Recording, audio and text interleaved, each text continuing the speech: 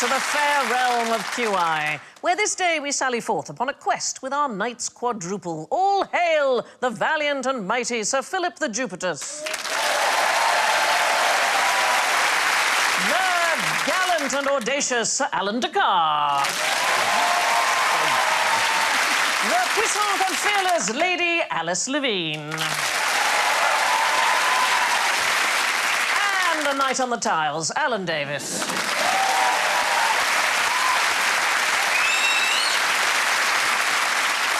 But, hark, list ye to their nightly noises. Sir Philip the Jupitus goes...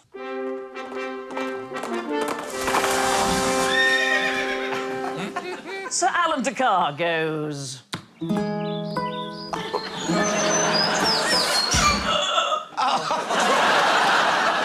Lady Alice Levine goes...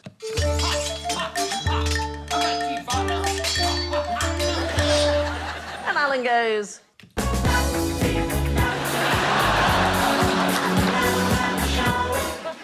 Right, draw your swords and prepare for combat. I can't actually move with this. It looks nice on you, weirdly. Probably weirdly. Oh, sorry.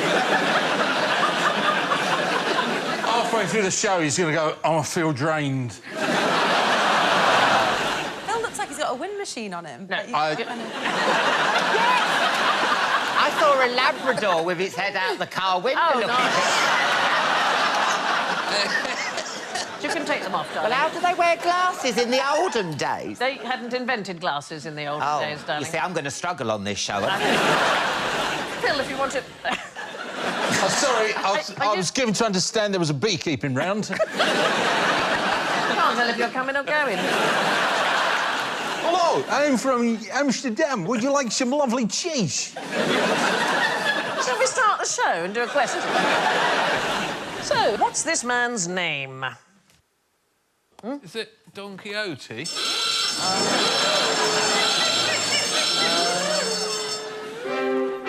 Yes, darling. Don Quixote.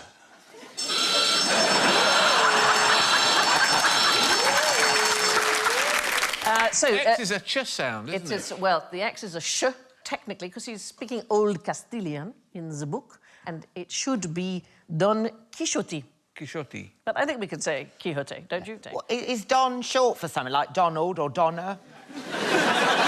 No, it was more of an honorary title. Like the Don? Yeah, like the Don, yeah. Right. But Quixote, that sounds like an Irish order, doesn't it? I love quiche, O-T. Quiche. Yeah. Actually, technically, he's not called any of those things because the protagonist in the book is called Alonso Quijano. So Don Quixote is a name he makes up for himself when he loses his marbles and assumes the character of a medieval knight. Lots of people argue it is the world's first modern novel. Where do they argue? In the literary world, my darling. Oh. He wrote it in prison, actually, which seems to be a good place to write a book. And it was an immediate and roaring success. So the question is, why might Elizabeth I not have read it? She could read, couldn't she? Do you know she could read in 6 languages? Does she like beach reads, like the kind of big paperback? Danielle Steele. Yeah, exactly. What's the one thing that we know about Elizabeth I? Anything? Didn't she lose all her teeth? Yes, that wasn't the thing I was looking for, but yes, that is... Because I based my act on her. what is a big event in history that Elizabeth I... To do with the Spanish, isn't it? Yes. The Armada. Spanish Armada, So absolutely. she wasn't reading a lot of Spanish literature? Oh. No, Cervantes was a buying agent for the Spanish Armada. Very good pronunciation of Cervantes. Cervantes. Cervantes. I can say that. Yeah. Is that 2 beers? Yeah. That's all my Spanish as well. But actually, that thing that you were doing, That is a little bit like Elizabeth I when she'd lost all her teeth, apparently. Foreign ambassadors couldn't understand her. And obviously, because she was queen, she carried on chatting. If she's anything like my nan, I'll tell you what Queen Elizabeth I was saying. Go and get us 20 senior service. In the novel itself, Don Quixote goes mad because of reading. It used to be believed that reading, or what they called excessive contemplation, was incredibly bad for you, and it caused the most astonishing range of illnesses. So if you read too much, you could get all of these things, according to Dr. Robert Burton: gout, catarrhs, wasting, indigestion, colic, crudities, vertigo, consumption and wind. All caused by reading too much. It's like the menu in a gastropub. I feel like I'm in an exciting new hipster coffee bar. Oh, I'll have the colic, please. The top 10 names in England in 2035. Yes, gout and wasting are at camp, but colics at home. Can I just say, though, it's so nice to be with another Alan, because Alan... Yeah. They're like the white rhino. They're going extinct. There's only me, you, and Alan Titchmarsh going. Did you know that? There's no other Alan. You think with me being on the telly, there'd be a few more, but sadly not. I love you very much, Alan, but I think you being on television is not going to encourage the breeding of children. I'm just...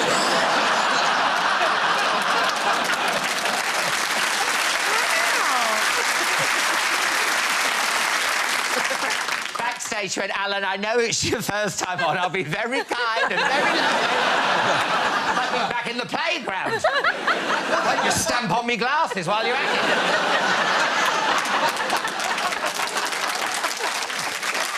What do you suppose a collective for Alans is? I wonder what the... A pride. A pride. You happy with that, Danny? Yeah. OK, fantastic. I'm pleased. Cervantes himself had quite an adventurous life. He was in the Spanish army, during which he got shot 3 times. Well, he's got a sword in him there. Oh, yes, that's not the thing. Oh, I'll keep writing, don't worry. He lost the use of his left arm. He was kidnapped and held captive as a slave for 5 years. He was arrested 3 times. He was excommunicated 3 times. I mean, he really had the most astonishing life. Is he from Albert Square? That's a sort of CV of someone in EastEnders, all of those bad things happen to you. Nasty Nick, isn't it? Yeah. Now, his death date is recorded as the 23rd of April, 1616. It is the same date as Shakespeare, and yet they died 10 days apart. How is that possible? You're lying. Yes. Correct. 10 points. No. 23rd of April, we celebrate St George's Day and Shakespeare's birthday, 1616. Right. So Shakespeare famously died on his birthday. So the same day they are marked down as dying, and yet they died 10 days apart. How is that possible? Is it that calendar they use? It is that calendar they use. Is it Julian calendar? Yes, darling. Which is also my drag name. Darling,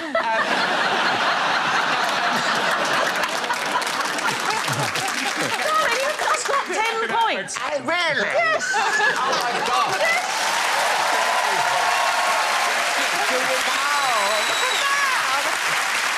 Entirely right. So Europe was using the Gregorian calendar and England was still using the Julian calendar.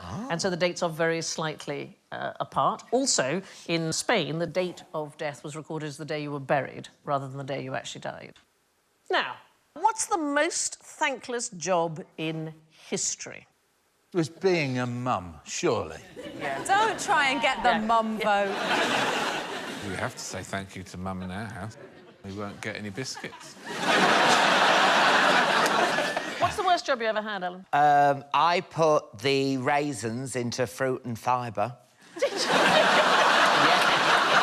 Yeah. Did somebody else do the apple bits? You were only in charge of the raisins. Yeah. They came in a big box. I tipped them. I didn't put them in individually.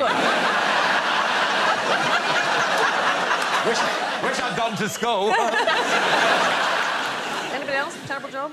I was once working at a record company and someone had a record out with a lyric in it that mentioned Mr. Potato Head. And so I was asked, as a promotional device, to carve faces into 100 potatoes. OK. Most thankless job in history comes from ancient China. So we're going to go back to 400 to 100 BC. And there were people called Yusha. And they were on a constant quest to rescue anybody in trouble and to help the poor. But they hated being thanked because they were too modest. In fact, it was part of their fundamental beliefs that you should never receive praise. So they are almost the equivalent of the knight-errants, which is what Don Quixote was. But were they really modest, or were they like, no, please don't, please don't, please don't, please, No, they had codes of chivalry. So there was one called Chuchia, and he saved hundreds of people's lives, but whenever anybody thanked him, he couldn't bear it. Even when he saved a king's life, he refused to ever see him again just in case he was thanked. It was absolutely part of who they were. There's a period of time in China, it's the 250-year period of warring states, and lots of dynasties were fighting for control. In the end, the dynasty called Qin finally won. That's Q-I-N, and that is where China gets its name from the Qin dynasty. So you can see this area down here on the left. That only lasted for about 15 years. But in these times of untrustworthy government, instability, people turned to these more self-sacrificing Yusha knights to dispense justice instead. Actually, the Chinese made a TV series called Yusha, and it was based on an American television series. Can anybody imagine what it might have been? Starsky and Hutch. Well, you've got it in that the Carr is critical. Oh, Car 54, where are you? Knight Rider, another point! Oh, my God. They actually made a real version of the car from Knight Rider in China, and they sold it. It was called the Yusha, and the operating system was called... Kit. Yes, name of Hasselhoff's car, and it featured all the sort of LEDs mimicking the ones from the show. Who doesn't want one of those? The thing about Kit was, though, he was really sassy, so Yeah. he would always tell Michael that he was wrong. Oh, but I'd really like that. If there was like a sat-nav that spoke back to you, I think that would be rather good fun. What if it said, do you want to go to Sainsbury's, are you sure? Surely Waitrose is more your style. I'd quite like it, I think, being the voice of sat-nav. Sasnav. You can record your own. Can you? Yeah, I had a tom-tom, I did it on that. How long does that take? Do you have to record every road ever? No, He's been doing it for 9 years. This week, he's been doing Lithuanian villages. Where's Alan in the shed, like, oh, God, Grove Avenue, Grove Street, Grove Road? it's, you know, you just go, turn left, but because it's you can go, turn left! Left now! So wait, have you just done turn left in lots of different moods? I've done all the different things in different moods, yeah. But can you do mind that bus? Can you do that? That nav doesn't tell you to mind that bus. Oh, no, that is the children. I like you have reached your destination and you haven't. I'd rather it just said, I think it's here somewhere. Are all of yours a bit non-committal? Like, yeah, we could. Yeah, it's round here. Have a look. Get out and look, why don't you? Buy a map. Buy a map. Anyway, moving on. What's the lowest camping experience you can think of? Oh, my God. Oh, I was there that year. Where is that? That's Glastonbury, 2006 or 7. That was the year when there were police divers going into the tents looking for bodies. Oh! But I didn't find any, so it's all right. It looks like a cross between camping and a soup from Wagamama's. I went to Glastonbury once. Yeah. And I got absolutely paralytic. I woke up on the floor. Someone must have trodden on me because I had 2 footprints there. And someone had stubbed a fag out on my face. No! Yeah. How annoying can I be if I'm lying on the floor? I'm talking about the lowest campsite in the world. It is 1.6 kilometres down inside the deepest cave on Earth. Oh. It's in Georgia, the Krubera Cave. It is obviously not open to your average camper. Ah. This is a genuine picture from the inside of the cave. It is 13 kilometres long, it is over 2 kilometres deep, and it can fill with water really fast with absolutely no warning whatsoever. Nevertheless, people go camping down inside this cave. So in 2018, 56 cavers from 7 different countries spent 4 weeks down inside. They were sleeping 6 to a tent, and for fun, they would dive down into sumps, which are sort of freezing... they're freezing cold passages submerged underwater, and squeeze as far as they could down these extremely narrow passageways. 4 weeks, can you imagine? How much is it for a family of 4? It's not for me. What do you mean it's not for you? You're a perfect size for underground living.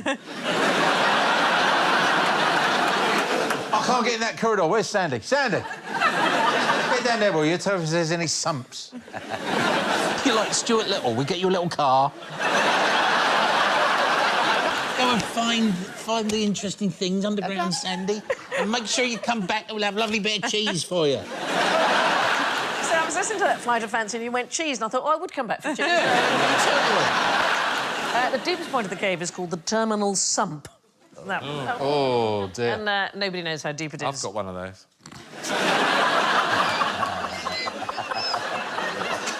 Only my doctor knows where it is.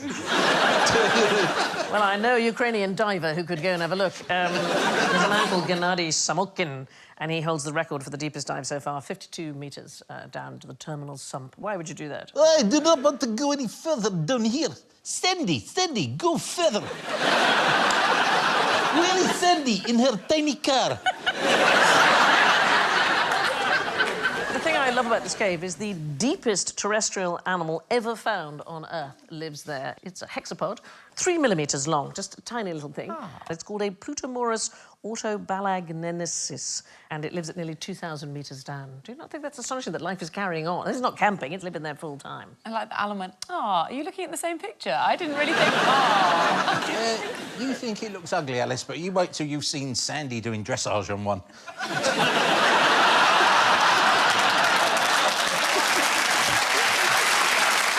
Pops a little ribbon on it. Those long Trot things... on, Spiky. They're too heavy for it. It does look like it's weighed Oh, down. why have I got these? They're too heavy. They put them back. Yes. Just needs a bit of product. Or a scrunchie. Yes. Camping is a pastime. First documented, where do we reckon? Early Victorian. Early Victorians, it's British, so it's... Is it? Yeah, it is. The Victorians absolutely loved it. There was a great boating craze, so it was up and down the Thames, and some boats even converted into floating tents. The person we have to blame is a British tailor called Thomas Hiram Holding. He is regarded as the sort of father of lightweight camping.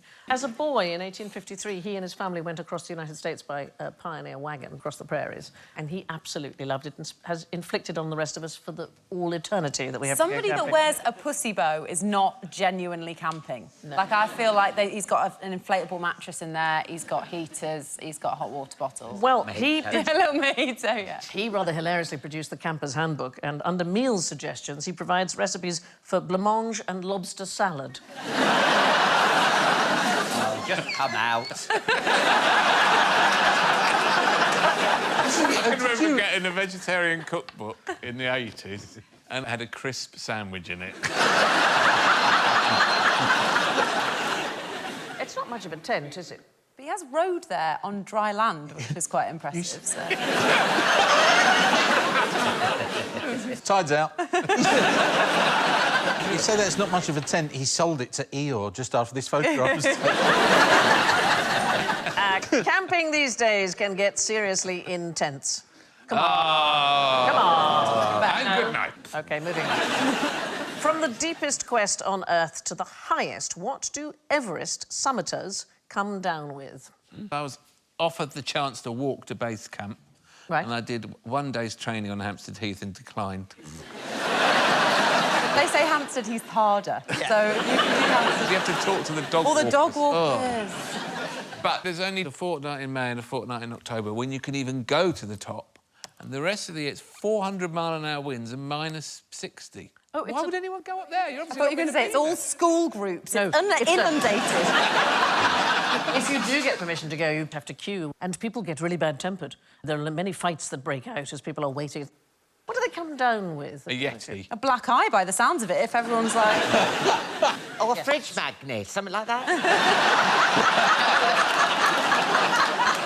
One of those pens with something that slides. Yeah. A climber. Well, there's a Sherpa in a top, bra. He's down again. Sir Edmund. Wow. You can see his Hillary.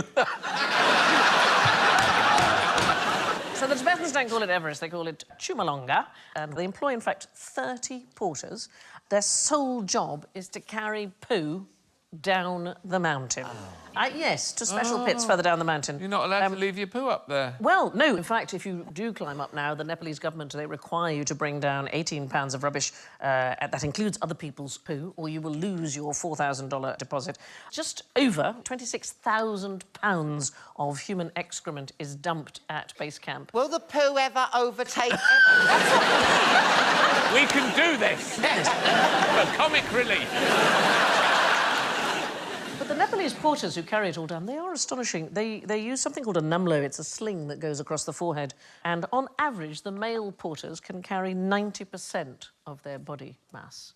And there's female porters as well. They can carry 66%. There's one porter who can carry twice his own body weight. Hillary went back to the Himalayas lots of times after climbing Everest. He led an expedition.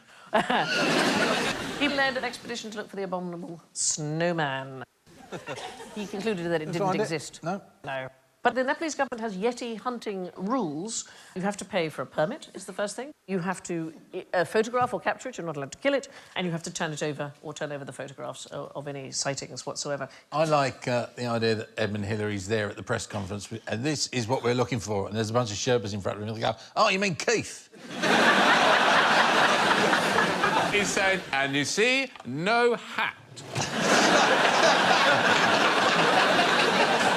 This is how you can tell. The Yeti.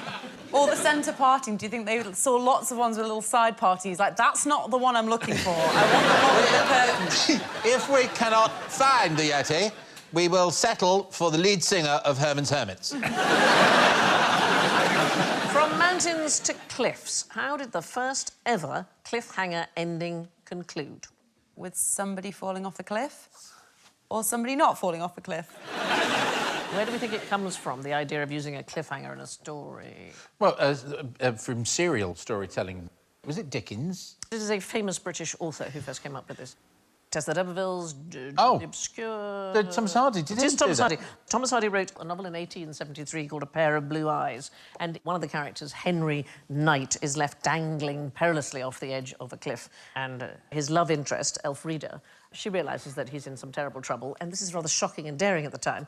She goes and takes off all her underwear in a bush and makes it into a rope and saves his life. Makes her bush into a rope. Is it Tess the D'Urbervilles? There's a wonderful line, and it says, it's dark, and she's walking along, and she suddenly felt a huge erection in her front, and it turns out to be Stonehenge. Wow.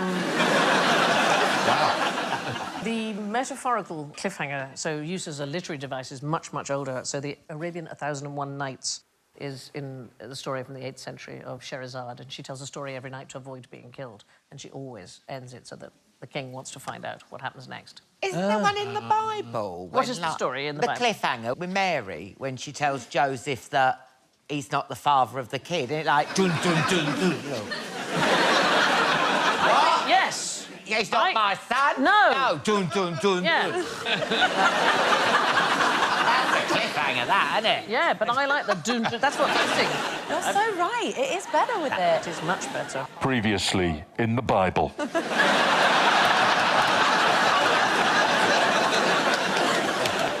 Phil, you mentioned cereals. What did you mean, Cocoa cereal? Pops. What is it? In newspapers and OK, so forth, but it and also... radio. there were serial films in the early 20th century that would be shown once a week, usually on a Saturday morning, and then they would continue on from the last. And episodes tended to have some kind of suspenseful scene that would then resolve the following week. The most successful of these, probably 1914's The Perils of Pauline. That does have a literal cliffhanger in it in episode 6, with Pauline, the protagonist, clinging halfway down a cliff. But there's an effect called the Zeigarnik effect, and cliffhangers take advantage of this.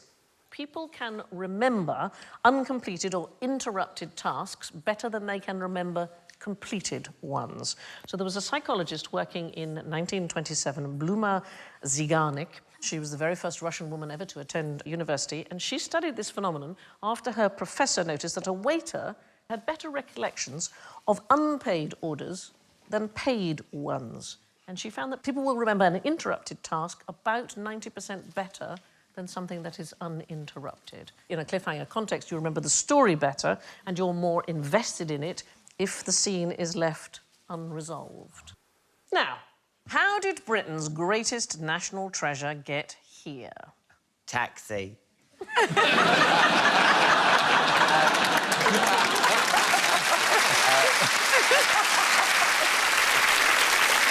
do you reckon? What's Britain's greatest national treasure? Crown jewels? It is to do with the crown jewels, the Cullinan Diamond. World's largest diamond ever found. Cool. Christ. Like a molar. Fox's mint. It's about the size of an orange. So if you imagine the average diamond is about the size of a seed, and you compare that to the Cullinan Diamond, it was absolutely massive. It was discovered in 1905 in the Cullinan mines in South Africa. Probably the most valuable object in the world at the time. Now, as you said, is in the crown jewels. And so, obviously, they want to get it to London. But did they just someone have to pocket it? Well, what they did was they wanted to make sure that it was safe, so they rather ceremoniously put it in a package and they locked it inside the safe of a steamboat, and there was a team of detectives and all those things making sure this huge thing was absolutely safe. In fact, that package was a decoy, and the diamond arrived in London safe and sound by registered post. Don't you love that? They just thought, oh, stick a stamp on it, be all right. I'm very glad that you said that, because I just imagined the poor man walking all the way down the mall going... I got a delivery for the Queen. Well, it was taken immediately to King Edward VII to inspect. In fact, the diamond went unsold for 2 years, and the government of Transvaal, eventually, they bought it for the equivalent of £15 million today, and they wanted to give it as a gift to the king, but the government wasn't sure. But Churchill was the colonial secretary, and he said, absolutely, we need to take this. And because everybody was so grateful in Transvaal to him for doing this, Churchill was given a replica. He used to put it on a silver plate and show it off at dinners to guests. I like the idea that you'd take it to the king and the king would inspect it, but, I mean, I'm presuming he doesn't know loads about diamond. I mean, what's he looking for? I don't know. I would have taken it to David Dickinson. He knows a bit more than me. Well, that H.S. Samuel. Is that a good one? Of course, you did have to find somebody who was good with diamonds, and the people who really knew about it was the Asher brothers in Amsterdam. And again, they made a big song and dance out of it. The Royal Navy took a box across the North Sea. In fact, Abraham Asher took the diamond, put it in his pocket and caught the train and went by train and ferry all the way. Tickets, please. Yeah. Oh, shit. His brother, Joseph, studied the diamond and he planned the cut for weeks and weeks and weeks. 4 days before making the initial groove, he did a thing with the cutting knife and the knife broke rather than the diamond. I mean, it really was a massive thing. He spent 9 months cutting it into 9 major diamonds and 96 what they call brilliant. What do you want it to say?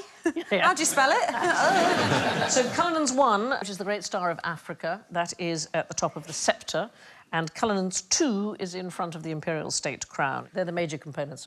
That ruby there is Black Prince's ruby, the largest one in the world. Not cut properly, just given a bit of a polish. Now, on to the quest for true love. Who would be interested in this dating profile? Stocky build, short, bald, Bolivian male, moderate drinker, never been in a previous relationship, definitely wants children. That's basically me.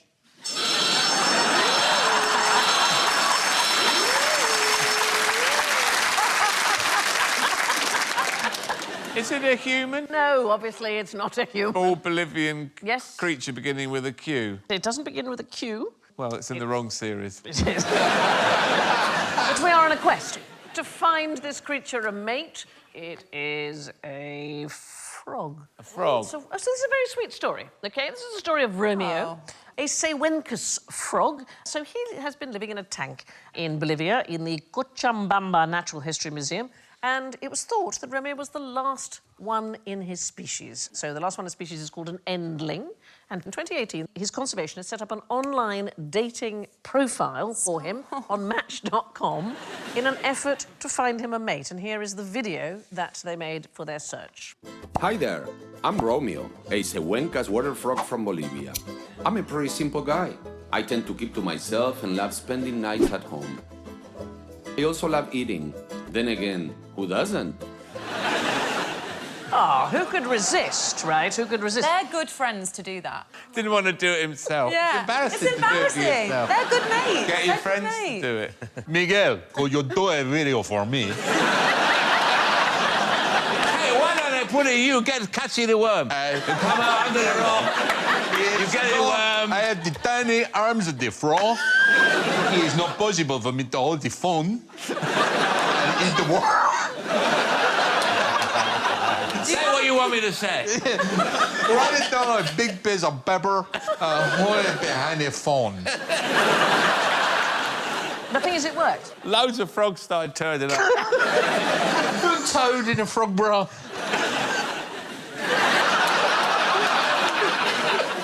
Hello. They went out on a frog-finding expedition. They found 3 males and 2 females, and he has now been paired with a female who they have obviously named Juliet. Exactly right. See, because I am called Romeo. This photograph was taken of me at my modern jazz dance class.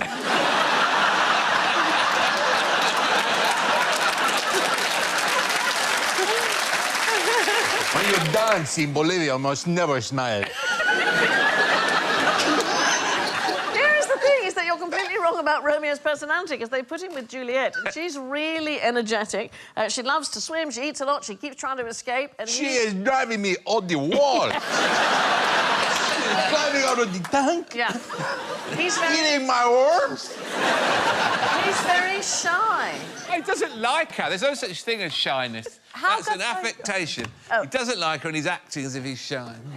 I want a different one. This isn't the one. There are other animal dating apps. There is a dating app called Tudder. Does anybody know what that might be? For cows? It is for cows. Oh, my Lord. Yeah. It's launched in early 2019, and you can browse cattle from all over the UK to find a suitable mate for your livestock. You can request either cows or bulls, and you do literally swipe left or right. Find someone that looks at you the way that Frisia is looking at me, honestly. You know, apparently Andy Murray has invested in Tudder. I don't know why he thought that. That's not true, is it? Yeah, that is a true thing, yes. Why? I don't know the workings of his mind. I don't know if you're aware, but I recently had an artificial hip put in. So I need to find new avenues of revenue. And I thought cow dating. I was on a lot of painkillers. You don't sound anything like him at all. Yeah, but I sound a lot like the Bolivia. It was like the frog was in the room. But I don't know who this bloke is. I'm Andy Murray. I won Wimbledon. He certainly physically resembled him. How are the cows swiping left or right with the I think they get the farmers to do it.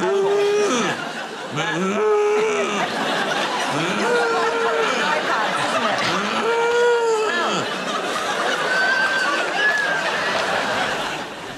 Speaking of breeding, who has the world's most sinister genitals?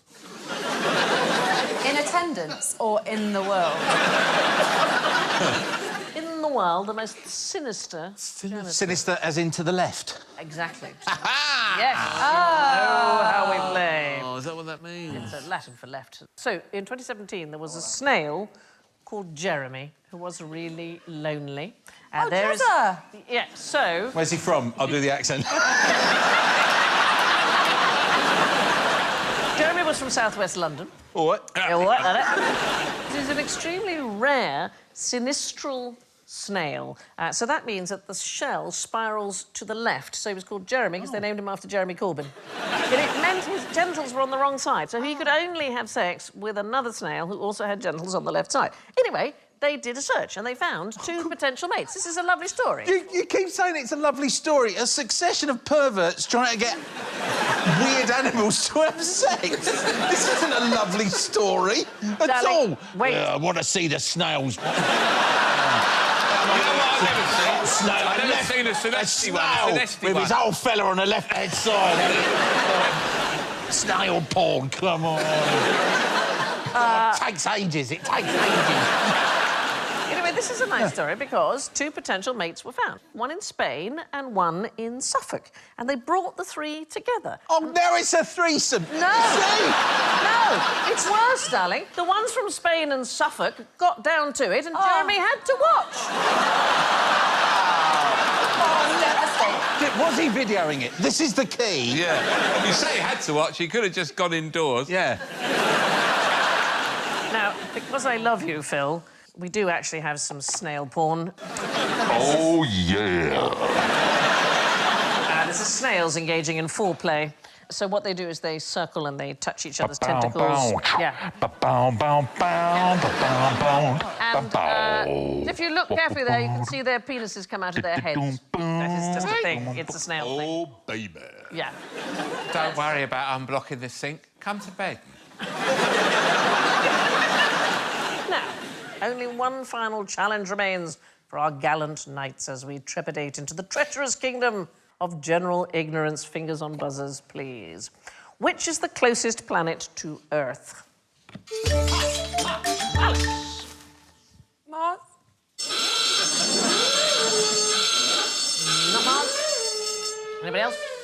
Venus? The moon? No, just generally. Mercury. Yes, absolutely right. It is Mercury. But it's not how we normally think of it. So the minimum distance between the Earth and Venus is 24 million miles. If you have a look at this, this is how we generally think very near, isn't it? of it. Yeah, well, it is in sort of space terms. The minimum distance to Mars is 34 million miles, and to Mercury, it's 48 million miles. So you would imagine that it all goes like that and everybody stays in the same lineup. However, that is not how orbits work. So let's have a look at this video, which explains it a little bit more. Initially, it looks as though Mercury is the furthest away, but the way the orbits function is that Venus often is right the other side of the sun, making it really, really far away. And there's a guy called Oliver Hawkins, and he wrote some computer code to try and work this out.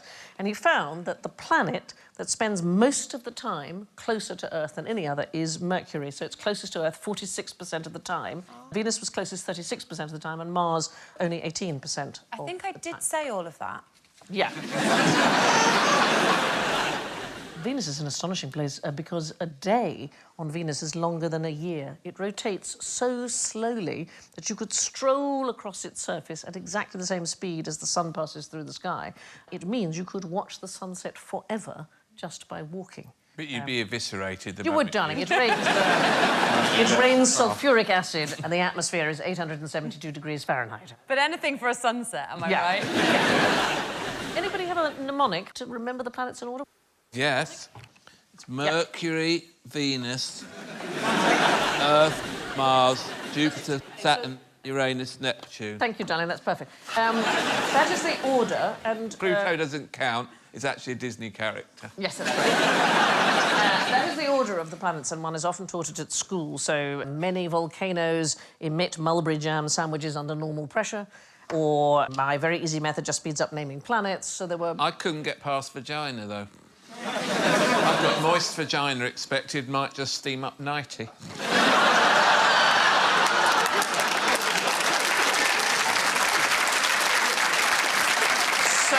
So weirdly, that's probably the one I'm going to remember. Anybody else? Alice, you've got one? Mine's quite depressing. OK. Mum's vacant expression means Jane sulks unless noticed.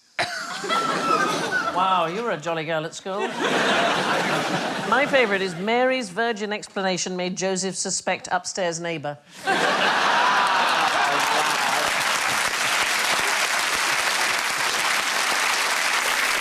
Worth pointing out, of course, that Pluto is no longer regarded as a planet. No, not there. It's now a dwarf. But on the subject of Earth, where would you find the oldest part of it? Antique shop. Alice is sort of heading in the right direction in terms of it being on display somewhere. Is it a fossil in a museum? Is it something like that? Well, it's actually in Houston. Oh, it's the moon rock. Moon rock? It is, darling. It is absolutely a piece of moon rock. Because it was... Don't blind me with science. What's that? So we're talking about Apollo 14, so 1971. They brought some bits and pieces back, and they haven't really had time to analyse them all. You know how you have stuff in a box and you think, oh, I must get to it. So it's at NASA's Lunar Sample Laboratory Facility in Houston, and in January 2019, they analysed a piece of this rock, and they realised it came from what's known as the Hadean Earth. So we are talking about the planet only being about 500 million years old at that point. And it was found on the moon, but almost certainly what happened is this particular specimen was blasted off the Earth about 4 billion years ago when a large asteroid struck so it would have shot through what would have been much thinner atmosphere and collided with the moon, which at that time was only a third of its current distance. As I'm sure you know, the moon is drifting away from the Earth annually about 1.6 inches. It used to be much closer than it is. So that is an astonishing thing that they found it in a cupboard. It's only tiny. It's a chip, just about a couple of centimetres squared. Everyone's got that drawer with, you know, Yes. elastic bands, Yep. like a USB Euros, stick, some euros, Yeah. all Yeah. of that. Some floppy disks. We cleared out our understairs cupboard and we found 3 fondue sets. What is... I've never been less surprised by anything before. The oldest known piece of earth was found on the moon. What is the name of this sword? Excalibur. It isn't. Yeah. Not. Right. That's the first one he got. Excalibur's the one later. Yes. From the Lady of the Lake. The one he pulled out the Yes. stone is called Terry. Yeah, you're right. Terry the sword. The sword and stone is likely called clarent. Clarence. Clarent is a sword of peace. He pulled it out of the stone shortly before buying his first pair of trousers. They're quite a fit, aren't they? That's what they're all laughing at. I did see a boy in the street the other day wearing jeggings. A boy. It's a mistake, isn't it? I know, you can see everything. Could you see he was sinister? I know a snail like it. And we end with the quest for eternal life. So, Sir Alan of Carr, your final challenge. OK. Upon yonder table lies the chalice of eternal life. Prithee, select the one true Holy Grail and bring it to me. Oh, OK. Yeah, good luck. Is this my hat? Oh, yes, of course. If I meant to look like Indiana Jones, I look like a Charlie Hungerford from Bergerac. Do you remember him?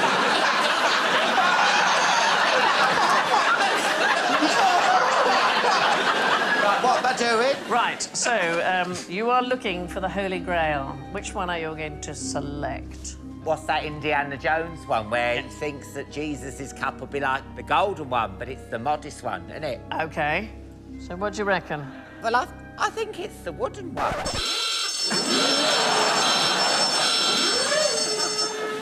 Here is the thing. You should have picked the tray. The tray is the Holy Grail. A grail was most likely a serving dish, so would you please bring me the tray? And none of the cups whatsoever. Has it got one of those beanbag padded bottoms?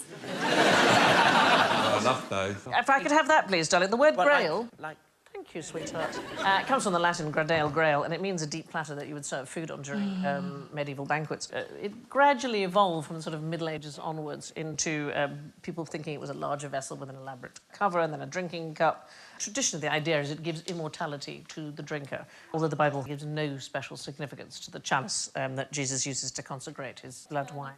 It became very popular in Arthurian tales. One of these stories tells of Joseph of Arimathea bringing it to Glastonbury, actually, where he Got smashed! Oh, my God. Well, there's a stream that runs red. Is that right? Oh, by the Red Bull stand. Well, the legend has it, it's because it's travelled through Christ's blood via the Holy Grail. I think spoil sports scientists will tell you it's the high levels of iron red oxide in the soil. Well, I'm afraid you picked wrong, but you look very fetching in the hat. I would love to see a camp Indiana Jones. Something terrible happens. He goes, whoa! A grail actually looks like this, which means a Holy Grail looks like this. Oh! I'm working my arse off here, people. Which brings us to the scores. In first place, with -1, it's Phill. Second place with -7, making a fantastic debut, it's Alan Carr. In third place, a surprising -15, Alan. And in last place with -18, it's Alice.